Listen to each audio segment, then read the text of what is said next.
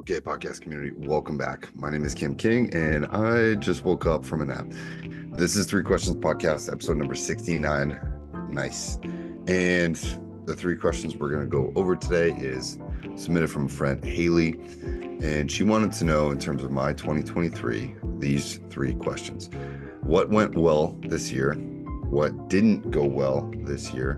And what did I learn? So, speaking about the past in 2023. We'll get into it in just a moment. As you know, Three Questions Podcast works in this way, and that is five questions each, or excuse me, three questions each.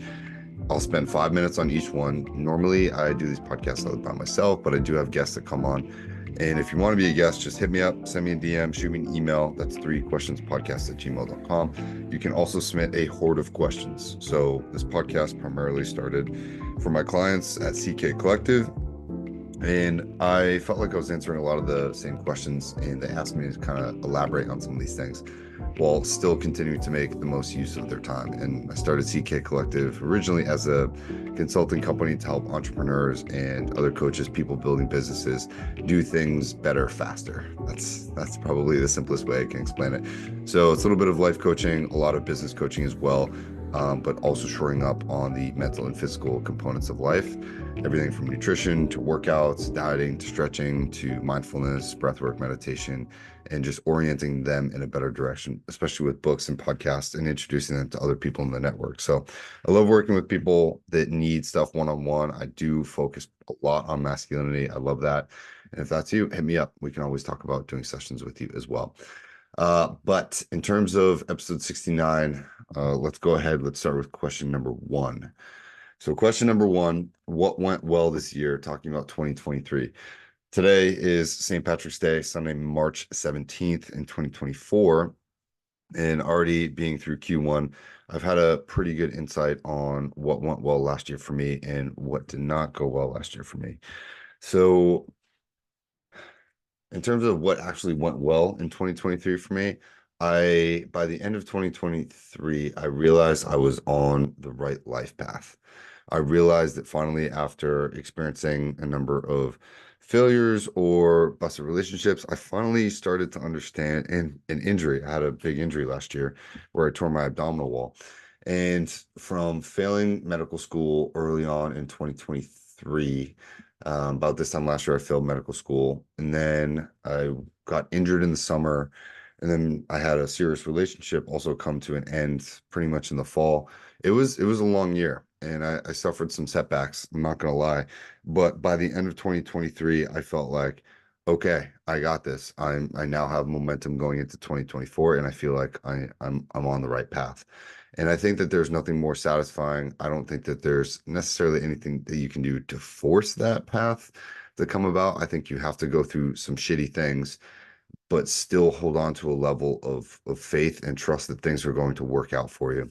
And I think without that, I don't know that I would have been able to correctly get on the path. And there was no level of forcing it or friction that I could have made happen. I felt like I knew that I had a tendency to frictionize things. I knew I have a tendency to push or go against the grain in life. And as my mother would say, I like to hit every pothole in the road while I'm going there. But for me, it was a number of things I didn't see coming. I was very unhappy in the medical school I was enrolled in, and failing kind of came down to being 90 seconds over a certain clinic that I had to do. And I forgot to use a cravat to tie a knee while using a T-pod on this 45-minute trauma patient assessment that I was running. And that ultimately led to my failure.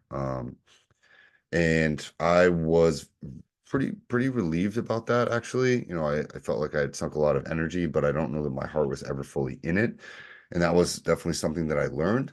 But in terms of that, I got a lot of energy back. I found a lot of relief from that, and I was able to sort of refocus my energy, reharness my energy. And similarly, I don't know how much these were intertwined, but I was getting back with an ex of mine, um, at that time about a year ago. And that was also taking a lot of my energy. And I remember taking the little bit of energy that I got after being relieved from that medical school and putting that into this person. And I was looking for comfort, and I was giving this person everything I could, but I wasn't really giving back to myself. And I think ultimately, a couple months later, when some of the same things that led to our first breakup started happening again, I became very agitated. I noticed I had very little to give. I was very burned out once again, and I decided to call it off, to call it quits. That was after my injury as well. And I think I was extremely fed up. And I think I was fed up because I was putting my energy in the wrong places on the wrong path. So by the end of 2023, I realized, okay, I'm on the right path. I let go of a lot of things and I stopped trying to force things or ask why things were happening the way that they were. And in general, the thing that went well was my year going not as I planned, right? Because at the end of it, I could finally see the path that I was on. And previous to that, previous to any month before December of last year, I couldn't see where I was going. And within the past, 2 to 3 weeks of 2023, that path opened up to me finally. And I could take a lot of relief and relaxation and excitedness about that. And that was very refreshing for me. So I'll stop that there. I'll end that question and roll right into question number two, reset my watch. Question number two from Haley was, what didn't go well this year? And this one, I'll keep it short. I just told you what didn't go well in 2023 for me. I started the year on a pretty low scale because my breakup, kind of happened fall of 2022, I guess. And then we still continued to talk. So going into the year, single in a low vibration, had a couple family members that were sick.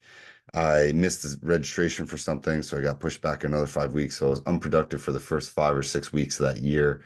And then I picked up on my trauma lean side of things and wasn't really in the game. I wasn't feeling good about myself. I think my fitness was probably lower than it should have been. And I still wasn't sleeping very good at that point. So for me, going into those trauma patient assessment clinics, I was doing pretty poorly.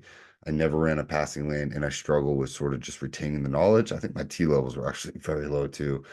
And I was trying to date, I was trying to bring someone into my life, but I was also trying to be by myself. And I had all these ideas for side projects, but I wasn't really executing on them. I think I started this podcast, February 2020, three, maybe it was January. I'll have to go back and check. But then when I failed out of medical school, like my ex had reached out probably a week or two before, and we met up a couple times, and it was very emotionally draining for me. It wasn't, I was very angry. I had a lot of anger, had a lot of questions.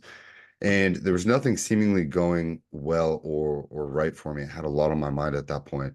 So when I failed medical school, yes, I got a little bit of energy back, but it was also a huge loss. I felt like a failure. I don't think there was anything I've ever failed that bad in life.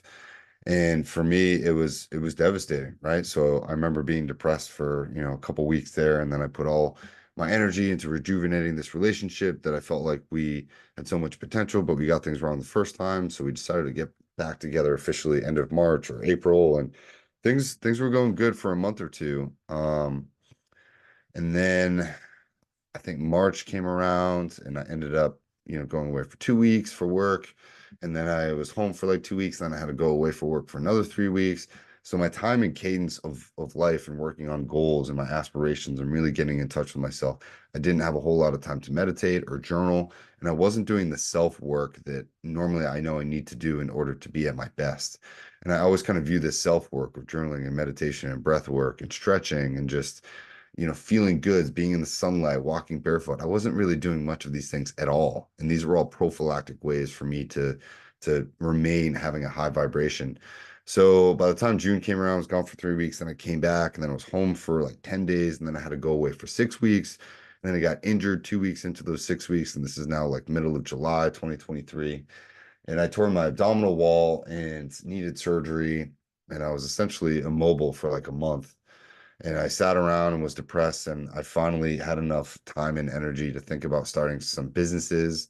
And that was one thing that did go well for me as well, was I started a couple businesses in August of last year. I had some really good ideas because I was forced to be immobile. And so I sat around and I did a lot of meditation, a lot of reading. And when I was finally mobile again after about a month, I went on a trip to Colorado with my ex, and we went to a wedding. And I think things look very different for me. When you get injured, it's a very humbling thing to not be able to walk or to move at this point and be in a lot of pain. And when you come out of that, it definitely changes you. And I think at that wedding, I realized that we were drifting apart. We had a conversation about not wanting some of the same things in the direction that we were going. And it was I remember one morning we were like staying in our friend's camper and we were at some drive-in movie theater, and I remember I couldn't sleep and I got up at like 4 a.m. and I worked out. There was like some sort of pull-up bar. I worked out, did push-ups, did sprints at like 4 in the morning, watched the sunrise. I remember just sitting outside and being like, you know what? I'm not where I want to be mentally, physically, emotionally, financially, spiritually, academically. This is not the direction that I wanted to go. And for me, that was a big point, a big changing point to really kind of say, what are we doing here? Is this what we want? And, we decided to ultimately walk away from each other. And that was challenging. And that was very challenging and continued to be for about, 2 months until I had to go away to do this course again for 6 weeks, which went from the end of October all the way up to December. And past the course, everything did fine. And then I had about 2 weeks before Christmas and got back and I met up with my ex and I said, hey, what do you think? Should we continue to try to do this or no? And we decided to walk away from each other. And that was, again, that was a huge loss. It was not the answer that I wanted, but ultimately it was the right call. And releasing that kind of energy, releasing that kind of, waiting for someone or hoping someone will change or be the person that you always thought they would be. You got to realize you fall in love with people's potential or the potential of a job or the potential of an opportunity more than you actually fall in love with the person themselves.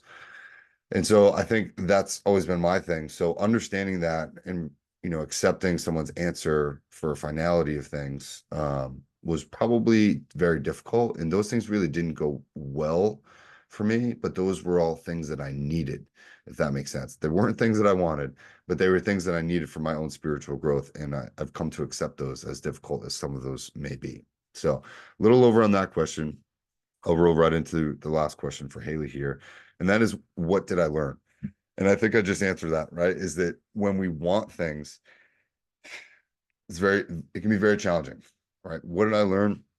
I learned that when I want things, it's not always the thing that I need. And those two things are very different. Sometimes the things that we need are that alone time. Sometimes the things that we need are to be broken. Sometimes the things that we need are the greatest things that are going to bring that reciprocal effect back onto our life, right? Karma is very often the things that we need. And whether it was an injury or a setback or a delay or it was on the wrong path or the wrong person, I needed to spend more time by myself figuring out who it is that I truly am. I needed to spend time on leveling up my business game, my efforts, my time, where I was putting my attention to. And last year, I definitely put my attention and my time into the wrong things. And that's simply because I was on the wrong path, right? I was looking at someone trying to fulfill parts of my life that I was unwilling to fulfill myself, which is working on my business and taking care of my life and creating projects and podcasts and doing things that I really wanted to do. And that was kind of unfair. And I think when you begin letting go of things in your life, right? If you think about your life as a dinner plate, when you start letting go of things that you don't want, right? Or simply not putting those things on your plate in the first place, you have more space for things to come to you. Right. Think about sitting at a family meal when your plate's a little bit empty and your mom or your dad or your brother or your aunt, your uncle goes, oh, here, take this. Right. And they just kind of like put stuff on your plate. Oftentimes those aren't the things that we want, right? But they're always things that we need. Nobody ever says, here, take my entire piece of pie. Yeah, you want that, but they'll give you more veggies, they'll give you more meats, whatever that is. And that's kind of a cheesy way to think about life. But I think you have to create space in your life for new things to come to you. And whether or not you like those things, you want those things, those are so often the things that you need. So my goal for this year is to create more space in my life for those right things to come to me, whether it's ideas or intuition or people. I'm going to stop fighting for relationships to come into my life to try and heal or fill parts of me that I feel are a void. I'm more willing to sit with my pain and accept my pain and say, hey, here's how I'm feeling about that thing. And that's okay. Right now, why am I feeling that way? How do I process that thing? And then is there something I can do to give that to myself? Right? Is it working on another business project? Is it an idea I can do? How can I make more money? How can I automate stuff? How can I lift up my own happiness? How can I get into nature more? Right? Maybe I just need to spend more time with people that I care about instead of trying to force myself to date or to talk to 100 different women because I'm feeling a little bit lonely because it's just me and my dog in the house, right? And sorry to open up, but I'm really trying to share with you that learning is not a linear process. And whether you have a good year or a bad year, It's so, so often the thing that you need. And I want you to understand this because it's super, super important. Your spiritual growth is your only goal and your only mission. And that's what you're here to do. You're here to learn, you're here to grow, you're here to become the best version of yourself. And whether it's a good thing, a bad thing, or a painful thing that happens in your life, I guarantee you there's a lesson there and there's something that you need to go and do. So accept that, look at the past, accept that, say, wow, that was painful, that was crazy, this hurt. But hey, I'm here and I'm better for it. And I will be better for it going in the future because now, after going through 2023, my 2024 has already been much better because I know I'm on the right path. I know I'm doing the right things. And I'm okay with the space that I have in my life. So I encourage you to think about these things. If you want to jot these questions down and journal them, they're great prompts. What went well this year? What didn't go well this year? And what did I learn? Write those down, hit me up, comments, subscribe. And yeah, if you want to be a guest, reach out to me through questionspodcast@gmail.com or just go to ckcollective.co and drop some questions, or feel free to listen to all these episodes on Spotify. My name's Cam King. I'll see you guys in the next one.